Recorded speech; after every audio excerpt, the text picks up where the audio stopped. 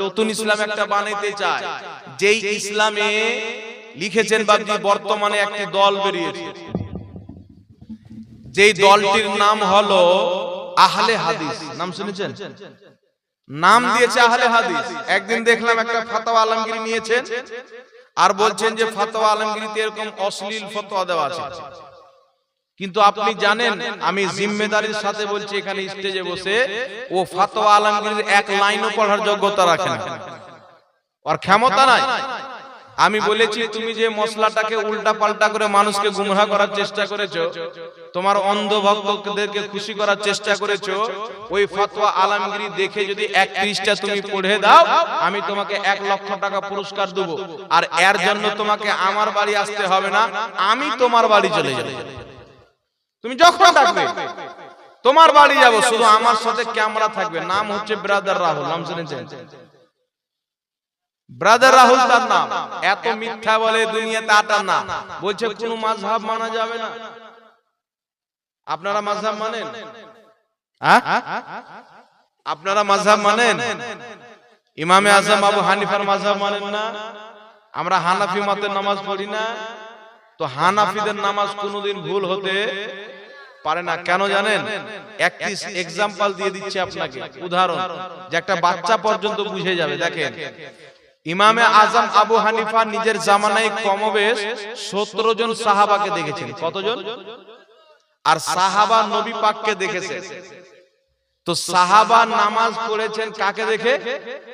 নবী পাককে দেখে। নামাজ শিখেছেন কাকে দেখে? রাসূল পাককে পড়তে দেখে শিখেছেন। আর ইমামে আজম আবু হানিফা কাকে দেখে নামাজ শিখেছেন? সাহাবাকে। সাহাবা নবী পাককে দেখে, আর ইমামে আজম আবু হানিফা সাহাবাকে দেখে। তাহলে কি বুঝা গেল? নবী পাকের নামাজ সঠিক। তো নবী পাকের দেখে সাহাবা নামাজ শিখলেন, সেটাও সঠিক। সাহাবা দেখে ইমামে আজম আবু হানিফা নামাজ শিখলেন, এটাও সঠিক। তাই হানাফিদের নামাজ কোনোদিন ভুল হতে পারে না, কারণ হানাফিদের নামাজ সাহাবাকে দেখে দেখে নেওয়া হয়েছে। জোরে বলেন সুবহানাল্লাহ।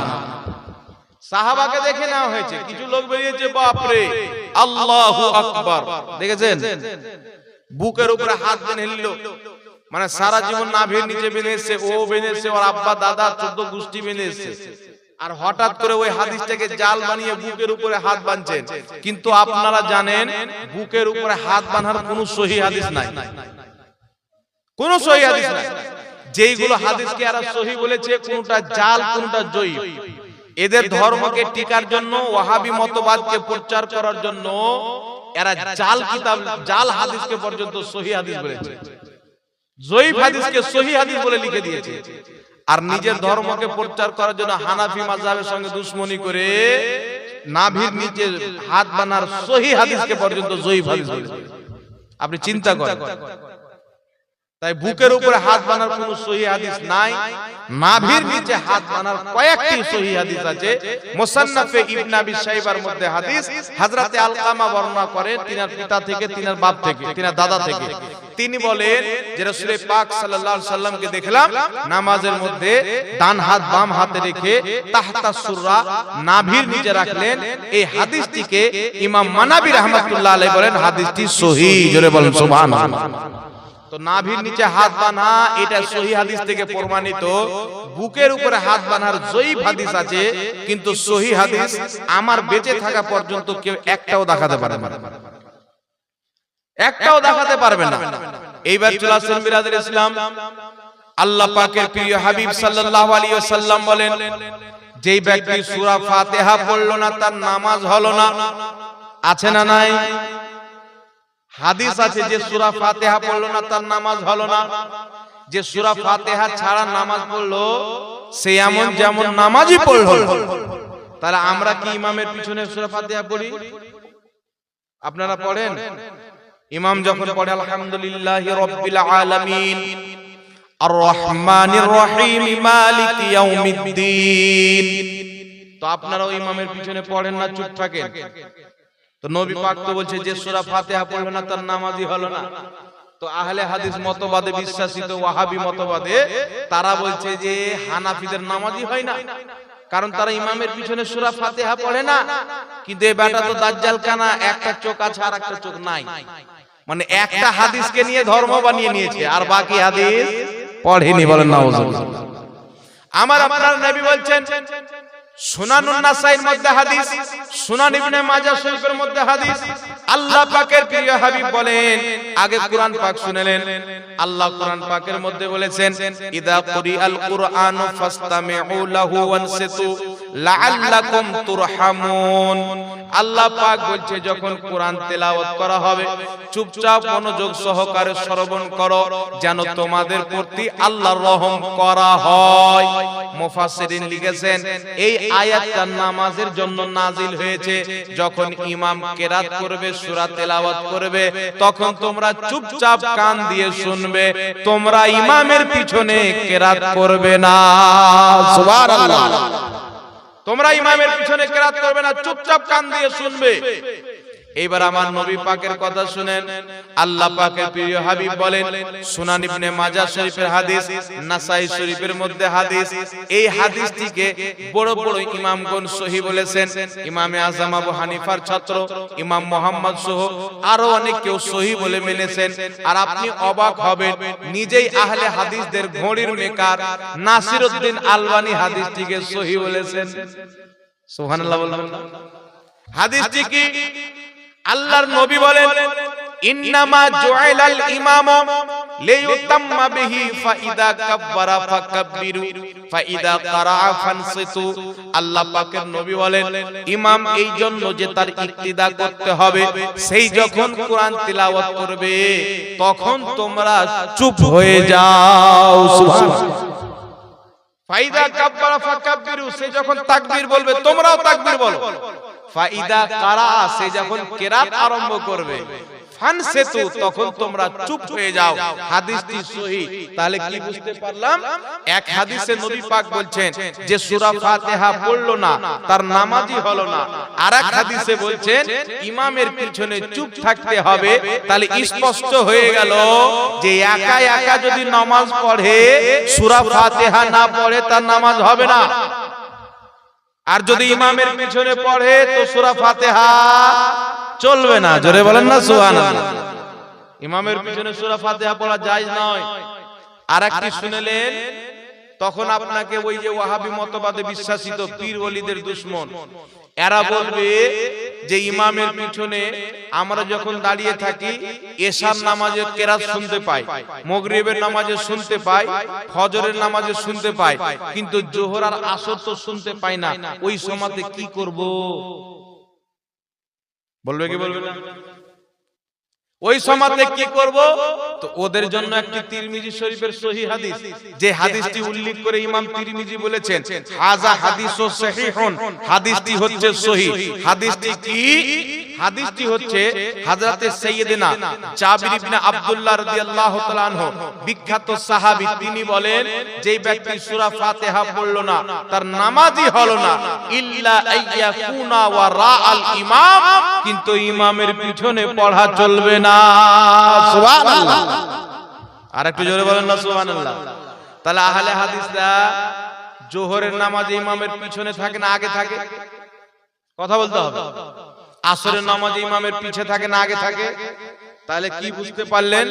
ইমামের পিছনে জোহরের নামাজ হোক কেরাত চলবে না, আসরের নামাজ হোক কেরাত চলবে না, মাগরিবের নামাজ হোক কেরাত চলবে না, ফজরের নামাজ হোক কেরাত চলবে না, এশার নামাজ হোক কেরাত চলবে না। তাহলে বোঝা গেল যারা ইমামের পিছনে কেরাত করে না, চুপচাপ দাঁড়িয়ে থাকে, তাদের নামাজটাই হলো আসল নামাজ।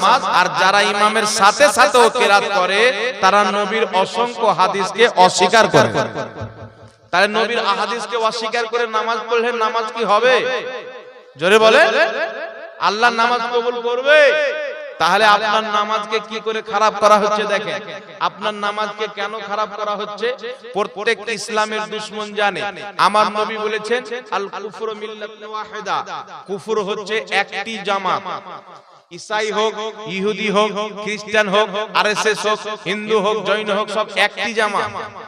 ইসলামের বিপক্ষে সবাই, পক্ষের লোক কেউ নাই, সব এক। এরা সব জানে যে মুসলমানদের দুয়ার পাওয়ার কত। বদরের যুদ্ধের নাম শুনেছেন। আমার আপনার নবী সাল্লাল্লাহু আলাইহি ওয়াসাল্লাম মাত্র 313 জন সাহাবাকে নিয়ে বদরের যুদ্ধতে উপস্থিত হয়েছেন। আল্লাহর নবী সাল্লাল্লাহু আলাইহি ওয়াসাল্লাম দেখছেন 313 জন সাহাবার বিপক্ষে হাজারো হাজারো কাফির, হাজারো হাজারো কাফির এসে। আল্লাহর নবী আল্লাহর দরবারে দুইখানা হাত তুলে বলছেন, খোদা গো, আজকে যদি এই 313 জন মুজাহিদ জয়লাভ না করতে পারে, বিজয় নয় হয়, এই জমিনে তোমার কোনোদিন ইবাদত হবে না। আমার আল্লাহ বলেছিলেন, মাহবুব, তোমার সাহাবা যখন যুদ্ধের ময়দানে নামবে, আমি আল্লাহ ফেরেশতা পাঠিয়ে দিব, আর আমার ফেরেশতারা তোমার সাহাবার পক্ষে হয়ে লড়াই করবে। জোরে বলেন সুবহানাল্লাহ। তাই বদরের যুদ্ধতে পৃথিবীবাসী জানে আমার আপনার নবী দোয়া করলেন 313 জন সাহাবী জিনার পেটে ঠিকভাবে তিন বেলার খাবার নাই, 313 জন সাহাবী পরিপূর্ণ হাতে অস্ত্র নাই, 313 জন সাহাবী সকলের কাছে সাওয়ারি নাই, কিন্তু বিপক্ষে হাজারো কাফির যাদের পেটে তিন বেলার খাবার আছে, পানি আছে, সাওয়ারি আছে, বড় বড় অস্ত্র আছে। তারা ডাক দিয়ে বলেছিল, হে মুহাম্মাদের গোলাম, এখনো সময় আছে, ফিরে চলে এসো, এখনো সময় আছে, বাপ দাদার ধর্ম মেনে নাও, এখনো সময় আছে, ইসলামকে ছেড়ে দাও। দেখো আমরা হাজারো হাজার, তোমরা মাত্র 313 জন, আমাদের কাছে অস্ত্র আছে, তোমাদের হাত খালি, আমাদের পেটে খাবার আছে, তোমাদের পেট খালি, আমাদের সাওয়ারি আছে, তোমরা খালি পায়ে এসেছো, আমাদের সঙ্গে লড়াই করে পারবে না, এখন পর্যন্ত সময় আছে, তওবা করে নাও, আমাদের দলে চলে এসো, এখন পর্যন্ত সময় আছে, আবার মূর্তি পূজার দিকে চলে এসো। কিন্তু সাহাবায়ে কেরাম বলেছিলেন যে, শুনো, আজকে এমন একটি ময়দানে আমরা উপস্থিত হয়েছি যার নাম হচ্ছে বদর। বদরের ময়দানে এই মুশরিকরা, শুনো, তোমরা তলোয়ারের জোরে লড়বে, আমরা ইশকে মুস্তাফার জোরে লড়বো, তোমরা অস্ত্র নিয়ে লড়বে, আমরা নবীর আদর্শকে নিয়ে লড়বো, তোমরা হাতিয়ার নিয়ে লড়বে, আমরা নবীর মহব্বতকে নিয়ে লড়বো, তোমাদের হাতে লোহার তলোয়ার, আমাদের হাতে আল্লাহ নবীর মহব্বতের তলোয়ার। জোরে বলেন সুবহানাল্লাহ। 313 জন সাহাবী ভয় না করে ঝাঁপিয়ে পড়লেন। যেমনই ঝাঁপিয়ে পড়েছেন, আল্লাহ পাক অসংখ্য ফেরেশতার জামাতকে পাঠিয়ে দিয়েছেন। দেখছেন কাফেররা কি দেখতেছে, সাহাবা তুলছে তলোয়ার, গর্দান আগে উড়ে যাচ্ছে, সাহাবা লড়াই করছেন, তলোয়ার তুলছেন, গর্দান আগে উড়ে যাচ্ছে, কাফির আগে মরে যাচ্ছে। সাহাবাও অবাক হয়ে গেলেন। আল্লাহু আকবার কবীরা, ফেরেশতা এসে লড়াই করতেছেন। আমার আল্লাহ বদরের যুদ্ধতে ফেরেশতাকে পাঠিয়ে 313 জন সাহাবীকে জয় দান করে, 313 জন সাহাবীকে ফাতহ দান করে আমার আল্লাহ বুঝিয়েছেন, কিয়ামত পর্যন্ত তোমরা যদি হক পথে লড়াই করো, তোমাদের ঈমান যদি সালামত থাকে, পেটে যদি হারাম খাবার না থাকে, কামাই যদি হারাম না থাকে, ইসলামের বিপক্ষে তোমার কদম যদি না চলে, তোমার বসাতে যদি আমার নবীর সুন্নাত হয়, তোমার উঠাতে যদি আমার নবীর সুন্নাত হয়, তোমার চলাফেরাতে যদি আমার নবীর সুন্নাত হয়, তোমার খাবারে যদি আমার নবীর সুন্নাত হয়, তোমার চরিত্র যদি আমার মুস্তাফার চরিত্রের মতো হয়, তোমার ব্যবহার যদি আমার মুস্তাফার ব্যবহারের মতো হয়, কিয়ামত পর্যন্ত যখন তুমি যুদ্ধের ময়দানে লড়বে, তুমি যদি কমজোর হও, আমি আল্লাহ ফেরেশতা পাঠিয়ে তোমাকে জয় দান করব। জোরে বলুন সুবহানাল্লাহ। তাহলে নিজের ক্যারেক্টারকে কার মতন করতে হবে। আজকে মুসলমান দোয়া করছে ফিলিস্তিনবাসী, আল্লাহ মসজিদ আকসাকে তুমি মুসলমানদের হাওয়ালা করে দাও, আজাদ করিয়ে দাও। কিন্তু যেই মুসলমান সন্ধ্যাবেলা হাত তুলে দোয়া করছে, ও বাড়ি থেকে দুপুরবেলা সুদের টাকার ভাত খেয়েছে। নাই? এরকম আছে না নাই? আজকে যে মৌলভী সাহেব দোয়া করছে, তো মৌলভী সাহেব পিছনে যারা মুক্তাদি বসে আছে, একটাও মুক্তাদি যাকাত দেয় না। আচ্ছা, এখন এমন কোন লোক আছে বাবজি যে বছরে 1 লাখ টাকা কামায় না? আপনারা বলেন তো, আপনাদের গ্রামে এটা কুলবেড়িয়া নাকি বলে, এই কুলবেড়িয়া গ্রামের লোক কটা লোক যাকাত দেয়? শুধু এখানকার অবস্থা নাই, পুরো ভারতের অবস্থা এই মুসলমান যাকাত বলে ভুলে গেছেন। কিন্তু আমার নবীর প্রথম খলিফা আবু বকর সিদ্দিক রাদিয়াল্লাহু তাআলা আনহু যারা যাকাত দিত না, তাদের বিরুদ্ধে যুদ্ধ ঘোষণা করেছিলেন। জানেন, যুদ্ধ ঘোষণা করেছিলেন। আপনি চিন্তা করে বলেন তো, আপনি এত টাকা কামিয়েছেন, ক টাকার যাকাত দিয়েছেন? তাহলে যে আপনার 1 লাখ টাকাতে 2.5 টাকা যাকাত বের হবে, ওই 2.5 টাকা আপনি যাকাত দিলেন না, ওই 2.5 টাকাতে সামান কিনছেন, খাচ্ছেন, আপনি খাচ্ছেন, আপনার ছেলে মেয়েকে খাওয়াচ্ছেন, তাহলে ইমাম সাহেব যতই দোয়া করুক পিছে তো আমিন আপনি বলছেন, কবুল হবে? কবুল হবে? কবুল হবে না। খাজা মঈনুদ্দিন চিশতি হাত তুলে দোয়া করে দিয়েছেন, আল্লাহ আনা সাগরের পানিকে পর্যন্ত শুকিয়ে দিয়েছে। কেন জানেন? ইবনে মাজাহ শরীফের মধ্যে একটি হাদিস শুনেন। ইবনে মাজাহ শরীফের হাদিস, রাসূল পাক বলেন যে আল্লাহর কিছু এমন বান্দা হয়, আল্লাহর কিছু এমন বান্দা হয় যারা ফাটা পুরানা কাপড় পরে, যাদেরকে দেখে মানুষ পাগল মনে করে, তো পাগলা রে, কিন্তু ওর শান আল্লাহর দরবারে এত উঁচু, ও যেটাই বলে আমার আল্লাহ সেটাই করে দেয়। সুবহানাল্লাহ। ও যেটাই বলে আমার আল্লাহ সেটাই করে দেয়। তাই বড় পীর আব্দুল কাদের জিলানী মুর্দা জিন্দা করতেন, এত অবাক হওয়ার কিছুই নাই। কারণ আমার নবী বলেছেন ওই মাসজুব টাইপের ওলি যারা ফাটা পুরানা কাপড় পরে মানুষ তাদেরকে পাগল ভাবে, সে যেটাই বলে আল্লাহ সেটাই করে দেয়। তো যিনি সকল ওলিদের ওলি আব্দুল কাদের জিলানী যদি কোনো মুর্দাকে জিন্দা হওয়ার কথা বলে আমার আল্লাহ করবে কি করবে না? এ তো নবীর হাদিস সাক্ষী দেয় যে জিন্দা করেছে, আর এটা বাস্তব। তাই বিরাদের ইসলাম আপনাদেরকে বলতে চাই, আমাদের দোয়া কখন কবুল হবে? যখন আমাদের চরিত্র মুস্তাফা করিমের চরিত্রের মতো হবে। কারণ আমার নবী বলে, আমার আল্লাহ বলেছেন, মাহবুব তোমার চরিত্র হচ্ছে উত্তম চরিত্র, তোমার ব্যবহার হচ্ছে উত্তম ব্যবহার, তোমার ক্যারেক্টারের তুলনা নাই, তোমার ব্যবহারের তুলনা নাই। আপনি জানেন আমাকে পৃথিবীবাসী আজকে বক্তা বলে চিনহে, মুফতি জাহাঙ্গীর আলম রেজভী বলে চিনহে, কিন্তু আপনি আমার গ্রামে যান, 2-3 জন গাড়ি দেনেওয়ালা পাবেন কি পাবেন না? অবশ্যই পাবেন। কিন্তু আমার আপনার নবীর মহান চরিত্রকে দেখেন, যেই নবীর চরিত্রের কথা আল্লাহ কুরআন পাকে বয়ান করে, আর আল্লাহ পাক বলছেন শুনো, কিয়ামত পর্যন্ত যারা নিজের চরিত্রকে আমার মাহবুব মুস্তাফার চরিত্রের মতো বানাবে, আমি আল্লাহ তাকে আমার ওলি বানিয়ে নেব। বলুন সুবহানাল্লাহ। তাই গৌসে সামদানি নবীর চরিত্রকে নিজের চরিত্র বানিয়ে আল্লাহর ওলি হয়েছে। খাজা মঈনুদ্দিন চিশতি নবীর সুন্নাতে আমল করে ওলি হয়েছেন। নিজামউদ্দিন আউলিয়া নবীর সুন্নাতে চলে ওলি হয়েছেন। কুতুবউদ্দিন বখতিয়ার কাকি নবীর সুন্নাতে আমল করে ওলি হয়েছেন। আপনার বাবা ফরিদগঞ্জের শাকার নবীর সুন্নাতে আমল করে ওলি হয়েছেন। আজকে দুঃখের হালাত আপনাকে কি শোনাবো বাবজি, আজকে আমার নিজের মেয়ে, ওকে মোবাইলে কার্টুন না দিলে জ্বালাতে থাকা যায় না, ওর মা অভ্যাস করে দিয়েছে। এরকম আছে না? বাচ্চার হাতে মোবাইল, কার্টুন, সিনেমা আমরা দিয়ে দিই। কিন্তু আপনি জানেন যারা আল্লাহর ওলি হয়েছেন, এমনিতে ওলি হয়নি। বাবা ফরিদগঞ্জের শাকার রাহমাতুল্লাহ আলাইহি, তিনার মা বিশাল বড় আল্লাহর ওলি ছিলেন। জীবনে তাহাজ্জুদের নামাজ পর্যন্ত কোনোদিন বাদ দেয়নি। তাহাজ্জুদের নামাজ পড়তেন, আঁচলটাকে এইভাবে তুলতেন আর বলতেন, আল্লাহ তুমি আমার সন্তানকে এত বড় তোমার নেক ওলি বানিয়ে দাও, যেন আমার সন্তানের কথা শুনেই মানুষ মুসলমান হয়ে যায়। আমার সন্তান যেন তোমার নেক বান্দা হয়ে যায়, তাকে নেক বানাও, ওলি বানাও। তো বাবা ফরিদগঞ্জের শাকার রাহমাতুল্লাহ আলাইহি ছোট যখন ছিলেন, মা বলছেন বেটা তুমি নামাজ পড়ো। ছোট বাচ্চা জিজ্ঞাসা করছেন, মা নামাজ পড়লে কি হয়? তো তিনার মা বলছে চিনি পাওয়া যাবে।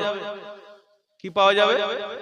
তো উনি যখন নামাজে দাঁড়াতেন, উনার মা কাগজের পুরিয়াতে করে মুসাল্লার নিচে চিনি রেখে দিতেন। বেটাকে নামাজি বানাতে হবে। কিন্তু আমরা বেটাকে স্কুল যাওয়ার জন্য মারি কি মারি না? মাদ্রাসা যাওয়ার জন্য মারি, আমাদের দোষ করে দিলে মারি। কিন্তু আমরা নিজের ছেলে মেয়েকে নামাজের জন্য কদিন মেরেছি বলেন তো? একটা লোক একদিন মেরেছি? কেউ মারেননি। অথচ ইসলামের পরে সবচাইতে গুরুত্বপূর্ণ জিনিস, সবচাইতে বড় ফরজ নামাজ, ঠিক না বেঠিক? আমি কি ভুল বলছি আব্বা জানেরা? তাহলে আমাদেরকে ধ্যান দিতে হবে। আমার বাচ্চা যখন একের পর এক চলতে শিখবে, বলতে শিখবে, উপযুক্ত হবে, সঙ্গে করে মসজিদ নিয়ে যেতে হবে। বয়স যখন 11 হয়ে যাবে, মেরে মসজিদ নিয়ে যেতে হবে। আপনার ছেলেকে নামাজি বানার দায়িত্ব আপনার। আপনি বলছেন আমি নামাজ পড়ছি, বেটা নামাজ পড়ে না, আপনি নামাজ কবুল হয়ে যাবে, হবে না। আপনার স্ত্রী নামাজ পড়ে না, আপনি পড়ছেন, আপনার উপরে দায়িত্ব আছে, ফরজ আছে। আপনার স্ত্রীকে নামাজ বানান, আপনার সন্তানকে নামাজি বানান। কারণ আল্লাহ বলেছেন নিজে জাহান্নাম থেকে বাঁচো, নিজের পরিবারকে বাঁচাও, নিজের আহলে খানদানকে বাঁচাও। যদি আপনি নামাজ পড়েন, আপনার ছেলে পড়ে না, মেয়ে পড়ে না, তাদেরকে আপনি পড়তেও বলছেন না, তাহলে আপনি কি আল্লাহর এই আয়াতটা মানলেন যে নিজে জাহান্নাম থেকে বাঁচো, ফ্যামিলিকেও বাঁচাও? মানলেন? তো আপনি এটা মনে করিয়েন না যে আমি নামাজ পড়ে নিলাম তো জিম্মেদারি শেষ হয়ে গেল।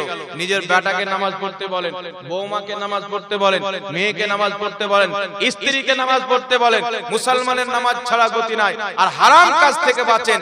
খবরদার টাকার লোভ করবেন না। আমার রাসূল বলেছেন, আমার উম্মত তুমি যখন মালের দিকে দেখবে, ধন সম্পদের দিকে দেখবে, তোমার চাইতে নিচু শ্রেণীর ব্যক্তিকে তাকাও। তোমার একতলা বাড়ি আছে, পাঁচতলার বাড়ির দিকে তাকায়ও না, রাস্তার দিকে তাকাও। যারা রাস্তাতে শুয়ে আছে, যাদের থাকার জায়গা নাই, মাথায় প্লাস্টিক নাই, ঠান্ডার সমাতে খাম্বা সঙ্গে চিপকে চিপকে শুয়ে থাকে, তুমি তাদের দিকে দেখে আল্লাহর শুকরিয়া আদায় করো। খোদা কমপক্ষে মাথার উপরে একটা ছাদ তো দিয়েছো, তাদেরকে তো তুমি সেও দাও না। আছে না নাই ভাই? এরকম আছে না নাই? তাহলে কি আমাদেরকে ভাবতে হবে, যখন ধন সম্পদের দিকে দেখবেন, নিচের চাইতে নিচু শ্রেণীর ব্যক্তির দিকে দেখেন, আর যখন আমলের দিক দেখবেন, আরে সেলিমউদ্দিন নামাজ পড়তে চলে গেল, আমি কেমন কি করে নামাজ পড়তে যাব? সেলিমউদ্দিন 5 ওয়াক্তের নামাজ পড়ে, আমি তার চাইতে বেশি তাহাজ্জুদের নামাজও পড়ব, বেশি করে নফল ইবাদত করব। ওই এক পারা কোরআন পড়ে, আমি 2 পারা কোরআন পাক পড়ব। এইভাবে দেখেন, চ্যালেঞ্জ করেন তো দেখি। পড়োশির বাড়ি দুতলা হয়ে গেলে আমাদের ঘুম হারাম হয়ে যায়। একে টব্য কি করে রে, এ দুতলা দিয়েছে তো আমি 3 তালা দেবো, এরকম এন্টি আছে না নাই বলবো? ওর বাড়িতে টাইলস লেগেছে, আমি মার্বেল পাথর আর কিছু লাগাবো, তার চাইতে দামি লাগাবো। ওই একরকম ডিজাইন করেছে, আমি 6 রকম ডিজাইন করব। কিন্তু কিসে হিংসা করতে হবে, কিসে পাল্লাপাল্লি করতে হবে? অমুকের ছেলে আলিম হচ্ছে, আমার ছেলেকে আমি আলিম বানাবো। জোরে বলেন না সুবহানাল্লাহ। অমুকের মেয়ে কোরআন পড়তে শিখছে, কোরআন পড়ছে, আমার মেয়ে জানে না, আমার মেয়েকে কোরআন পড়তে শিখাবো। অমুকের পুরো ফ্যামিলি নামাজ পড়ছে, আমার বাড়িতে কেউ পড়ে না, আমি আমার পুরো ফ্যামিলিকে নামাজি বানাবো। জোরে বলেন সুবহানাল্লাহ। তাহলে কি বুঝতে পারলেন আব্বা জানেরা আমার? নিজে নামাজি হন, অপরকে নামাজি বানান, হালাল খাদ্য খান, হারাম থেকে বাঁচেন। আপনার জীবন মুস্তাফার মতন যদি হয়ে যায়, আপনার মুখ দিয়ে যে দুয়াটা বের হবে, আমার আল্লাহ কবুল করে নেবে। জোরে বলেন সুবহানাল্লাহ। আজকে মুসলমান কার চরিত্রকে নিচ্ছেন? মুসলমান তো মুসলমান সৌদি আরবের মাটিতে চলে যান। কিছু বক্তা বেরিয়েছে, বলছে সৌদি আরবের মাটিতে নবী দিবস হয় না, তাই করা যাবে না। বলে কি বলে না? তো কিছুদিন পূর্বে সৌদি আরবে সালমান খানকে নিয়ে গিয়ে ড্যান্স করা হলো। শিল্পা শিক্ষী বলে একটি হিরোইন আছে, তাকে নিয়ে গিয়ে ড্যান্স করালো সৌদি আরবে। তাহলে সৌদি আরবে যেটা হয় না ওটা করা যাবে না, তো যেটা হয় ওটা করা যাবে। ওর কথা অনুযায়ী তাই তো। তাহলে সালমান খানকে নিয়ে গিয়ে শিল্পা শিক্ষীকে নিয়ে ড্যান্স নিয়ে করালো, তো তোমার আব্বা তোমার মাকে নিয়ে ড্যান্স করিয়ে দেবে তুমি? জায়েজ হবে এটা? জায়েজ হবে বলে? তো সৌদি আরব করলো কি, কে করলো না দেখে লাভ নাই। নবী পাক যেই দিন দুনিয়াতে এসে, মুসলমানদের কর্তব্য তারা সেই দিনটাকে পালন করবে। সুবহানাল্লাহ। কারণ নবীর চাইতে বড় নিয়ামত কিছু আছে? নবীর চাইতে বড় কিছু কোন জিনিস আপনি পেয়েছেন? মা চাইতে বড়, বাবা চাইতে বড়, সন্তান সন্তানি চাইতে বড়। আর এই নবীর মোহাব্বত সবারই আগে। আমার বাচ্চা যখন জন্ম নেয়, পুরো চায়ের দোকানে চা ফ্রি করে দিই, মিষ্টি খাইয়ে 5000 টাকা উড়িয়ে দিই, আকিকার জন্য গরু জবাই করি। যেই দিন রাহমাতুল লিল আলামিন জন্মগ্রহণ করেছেন, সেই দিনটাকে প্রত্যেক দিন পালন করা যায়, প্রত্যেক বছর পালন করা যায়, সারা জীবন পালন করা যায়। আর এর পক্ষে দলিল নিয়ে এলেন ইমাম জালালউদ্দিন সুয়ুতী রাহমাতুল্লাহ আলাইহি আল হাবিলিল ফাতাওয়ার মধ্যে লিখেছেন, নবী দিবস পালন করা যায়। ইবনে তাহমিয়া নিজের কিতাব ইকতিদাউল সিরাতে মুস্তাকিমের 2য় খণ্ড 165 পৃষ্ঠার মধ্যে লিখেছে, নবী দিবস যারা পালন করে তারা প্রচুর সওয়াবের অধিকারী। ইমাম কাসতালানী রাহমাতুল্লাহ আলাইহি শারহে বুখারী মাওয়াহিবুল্লাহ দুনিয়ার মধ্যে লিখেছেন, মক্কা মদিনা বাসীদের নিয়ম ছিল যুগ যুগ থেকে, যখনই 12 রবিউল আউয়ালের চাঁদ বের হতো, তারা প্রত্যেক দিন মিলাদুন নবী পালন করত। বলেন সুবহানাল্লাহ। নবী দিবস পালন করত। এই মক্কার মাটিতে 100 বছর পূর্বে মিলাদ হয়েছে, কায়াম হয়েছে। 100 বছর পূর্বে মক্কার প্রত্যেকটা বাচ্চার আকীদা ছিল নবী নূরের তৈরি। মক্কার প্রত্যেকটা আলিমের আকীদা ছিল নবী নূরের তৈরি। মক্কার প্রত্যেকটা আলিমের আকীদা ছিল নবী দিবস পালন করা যায়। মক্কার প্রত্যেকটা ইমামের আকীদা ছিল কায়াম করা যায়। কিন্তু যখন 100 বছর পূর্বে ওয়াহাবিদের হুকুমত এসেছে, খেলাফতে উসমানিয়াকে ভেঙে আমেরিকা ইসরায়েল নিজের পছন্দের ইসলামকে যখন সৌদি আরবে লাগু করেছে ওয়াহাবি মতবাদ, তখন থেকে সব হারাম হয়েছে। ওরা যেটা বলবে সেটা জায়েজ, যেটা বলবে সেটাই হালাল হয়েছে।